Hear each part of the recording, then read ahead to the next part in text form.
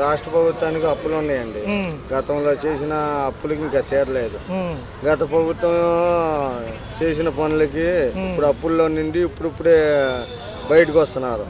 చంద్రబాబు చేసిన పని కరెక్ట్గా ఉంది. ఏంటంటే రోడ్లు గీడ్లు అది బస్ స్టాండింగ్లు కొద్దిగా బాగు చేపిస్తున్నాడు. కానీ ఇంకోటి ఏంటంటే చంద్రబాబు మాట అన్నది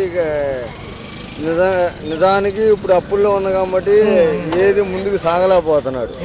ఏదన్నా చేయాలన్నా చంద్రన్న కొద్దిగా అప్పులు తీరిన తర్వాత ముందుకు కొనసాగిస్తాడు. పవన్ కళ్యాణ్ కాడ సపోర్ట్గా ఉంటున్నాడు చంద్రబాబు నాయుడికి. నిన్న ఏం చెప్పారంటే పథకాలు అమలు చేయాలంటే మళ్ళీ అప్పు చేయాల్సిందే. మొన్నటి వరకు కేంద్రం ఇచ్చిన నిధులు పోలవరానికి కానీ అమరావతికి కానీ విశాఖ ఉక్కుకు కానీ వాటికి సరిపెడుతున్నాము, మళ్ళీ చేయాలంటే వీటి మళ్ళీ ఇస్తే మళ్ళీ ఆగిపోతాయి అంటున్నారు. మరి ఏంటి ఆ విషయం ఎలా చూడాలంటారు? అప్పులు చేస్తున్నాయండి. ఎవరి ప్రాణానికి వాళ్ళు దోసుకు తింటమే. వాస్తవం చదువుతున్నా. ఎమ్మెల్యేలు ఎంపీలు వాళ్ళందరూ కట్టుకుంటే ఈ రాష్ట్రానికి అప్పులు ఉండవు. అర్థమైందా? వాళ్ళు తినటం ఎక్కువైపోయింది. మరి మొన్న కంపెనీల కోసం దావోస్ వెళ్ళొచ్చారు వీళ్ళు.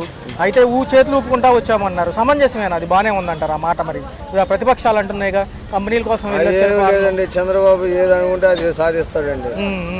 చేతులు ఊపుకుండా మొత్తం అది జరగని పని. ఏదో అండర్స్టాండింగ్ ఉంటేనే ఉండిద్ది. జగన్ బాబు చేసిన ఒక్క కంపెనీ తీసుకురాలేదు. అంటే రాజకీయమే ఒక వ్యాపారం వృత్తిగా చేశాడు. చంద్రబాబు నాయుడు ఒక రాజకీయం లాగా చేస్తున్నాడు పరిపాలన. ఉంటే ఉన్నాయని చెబుతున్నాడు, లేదా లేవని చెప్పేస్తున్నాడు చంద్రబాబు నాయుడు పద్ధతి. ఎందుకంటే ఒక పక్క చూస్తేనేమో మన ఉప ముఖ్యమంత్రి ఈయన పెడదాం అనుకున్నారు కొంతసేపు, ఎవరిని, లోకేష్ గారిని. తర్వాత ఆయనేమో సీఎం చేద్దాం అనుకున్నారు. కానీ అసలు అది వద్దండి, ఈయన ఇవన్నీ వద్దు, తెరదించేయండి ఈ అంశాలు కానీ పవన్ కళ్యాణ్ గారు అంటున్నారు. నాకు ఎటువంటి పదవి అక్కర్లేదని బహిరంగ లేఖ రాస్తున్నారు.